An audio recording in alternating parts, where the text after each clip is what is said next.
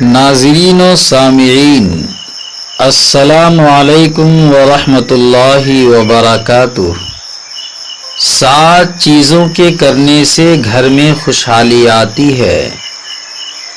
Number 1، قرآن پاک کی تلاوت کرنے سے۔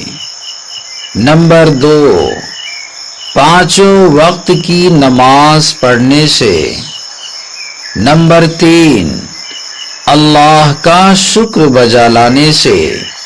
نمبر 4، غریبوں اور مجبوروں کی مدد کرنے سے۔